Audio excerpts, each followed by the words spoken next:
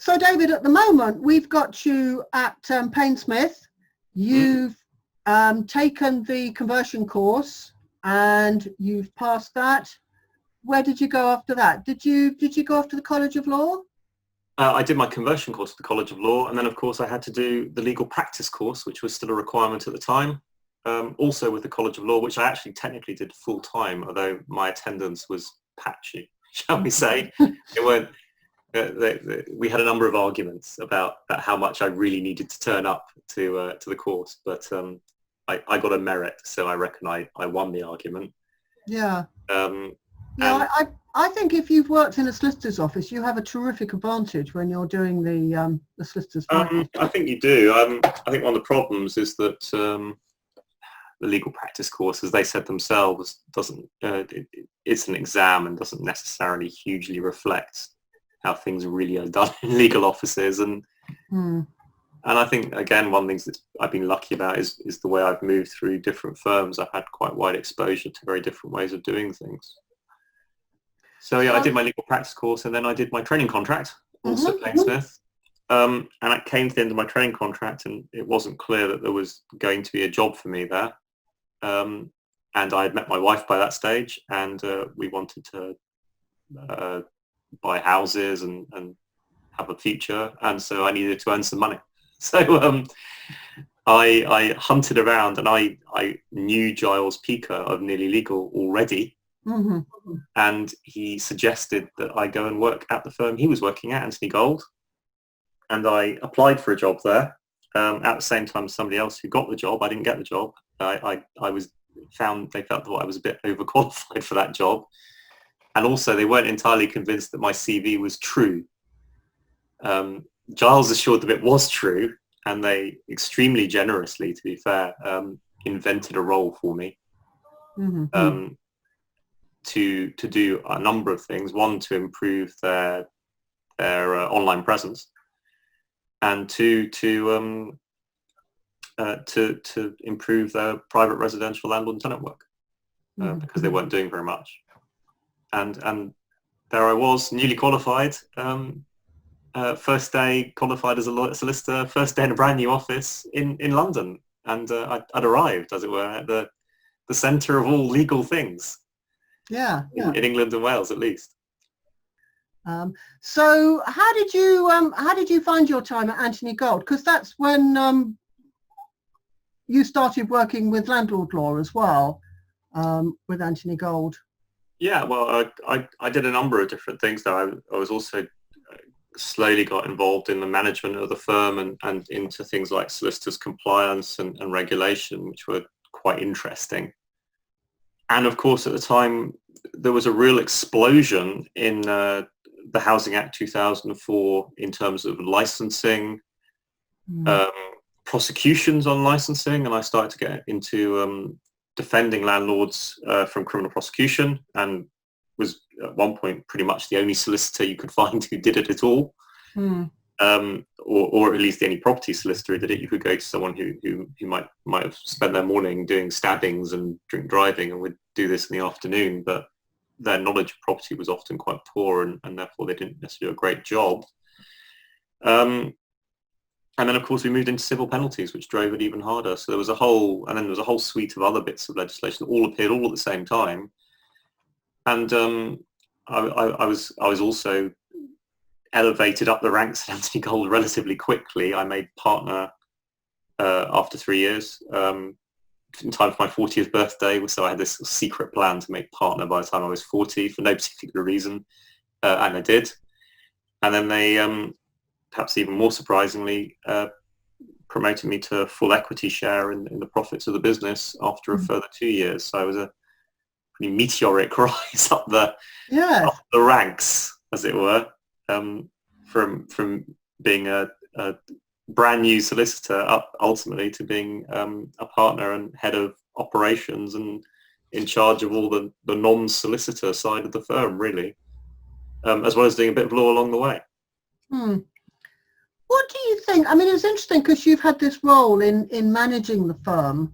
What do you think about the way solicitors' firms are managed generally? I mean, do you think they're stuck in the past? Do you think they could be more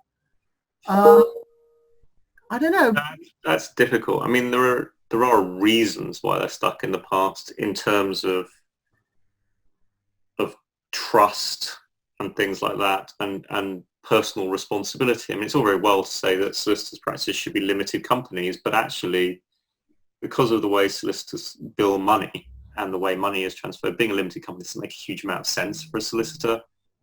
And also, you don't get very much benefit from it because, well, I mean, there's arguably a tax benefit, but it's not a terribly good one. But also, you've got this problem that solicitors are personally liable for their work anyway. So what's the point?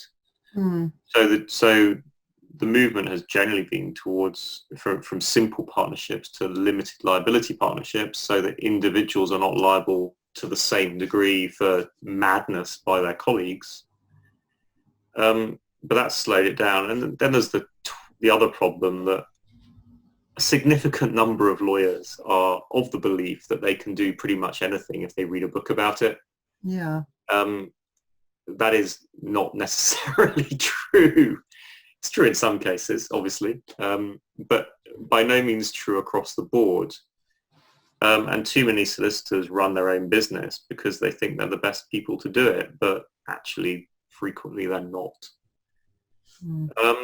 Running a business is different from being a lawyer. They're different. Yeah, skills. the objectives are different, but I think the profession is changing. Social media has really, transformed it, and the ability to provide services online is transforming again, and the reality is I think a lot of solicitors are slowly but surely going out of business, as the same across many other professions.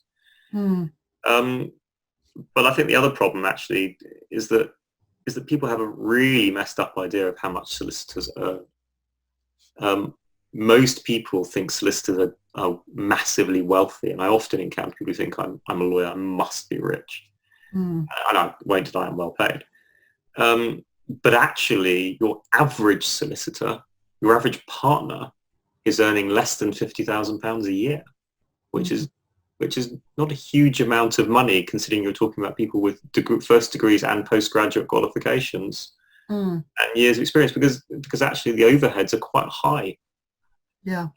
And getting higher, whereas the fee you could command is being driven down. So one of the mainstays of solicitors' firms, the mainstays are traditionally conveyancing and wills. Conveyancing has become less and less well remunerated because, to some extent, solicitors and consumers have conspired together somewhat foolishly to drive down quality in order to trim fairly small amounts off the actual price, which has not actually helped anybody really. And wills are increasingly not done by solicitors; they're done by unregulated will drafters, again of questionable quality. Yeah. Some of them are very good, some are not, but the trouble is you don't really have much recourse if they're not.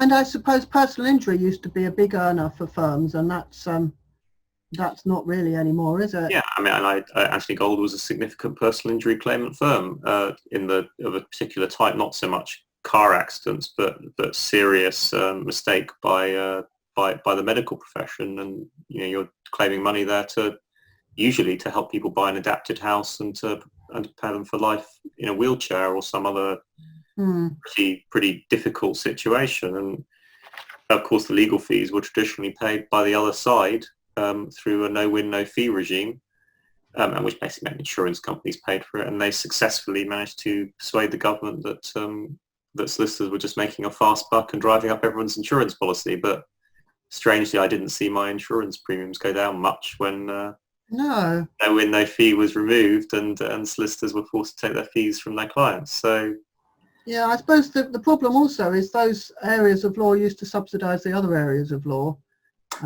which they can't do anymore.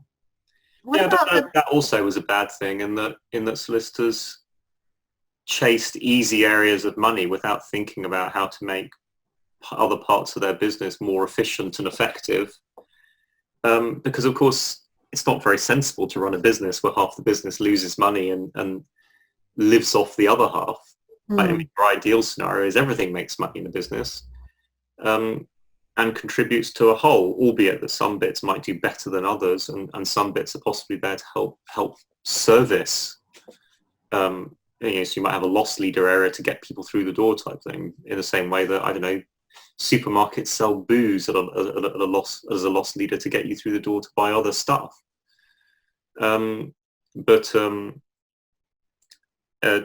ideal, of course, is that everything makes money. What about use of modern technology and the internet? What do you think about with law firms with that? Do you think law firms are taking advantage, or do you think they're dragging their heels? Some of them are dragging their heels, but things have really moved on. I mean, you should bear in mind that when I first qualified as a lawyer, it was unusual. Painsmith was unusual, and it was all email. Everyone had email on their desk. You could easily walk into high street firms at the time, and there would be one computer in the corner that was connected to the internet for email, and nobody else's was. And you could still find that today if you looked hard enough in some baroque places. Whereas I still have known people quite recently send me an email with an attached copy of a printed letter. Yeah, and that still goes on. There's still a tremendous number of law firms that print letters out, scan them straight back in, email them to people, and then post the original, or even worse, just throw the original in the bin and say, loving the trees. And that still happens far too often, which is ridiculous. So again, some of that is down to the fact that law firms are still run by lawyers, and many of them are not attached to moving on. But there are problems with email. Email is not a terribly secure transport mechanism for confidential information. Yeah. It is enormously difficult to get individuals to agree to use encrypted email. They don't like it. If you're working with businesses, it's fine. It's quite easy. If you're working with a large number of individuals, getting to use encrypted email is tremendously difficult, and they sort of say to you, well, why? But then if you send their email to the wrong place to somebody else who has a very similar email address, then they're the first to complain about it. So yeah, it's so lawyers can be quite negative about it, but the consequences of sending stuff to the wrong place is really bad, and conveyancing fraud is going through the roof because of this. yeah. With people getting emails purportedly from their conveyancer saying, oh, pay your money to a different bank account, and doing so. I saw a story about it on the news just 2 days ago. And solicitors get burned on it as well. So the reality is that people are way too trusting about email. And solicitors, in some senses, are right to be conservative about it. But at the same time, what, of course, they should be doing is finding alternative ways to communicate securely with their clients. Yeah. And many of them are not making much effort to do that. So going back to your career, so you're at Anthony Gold.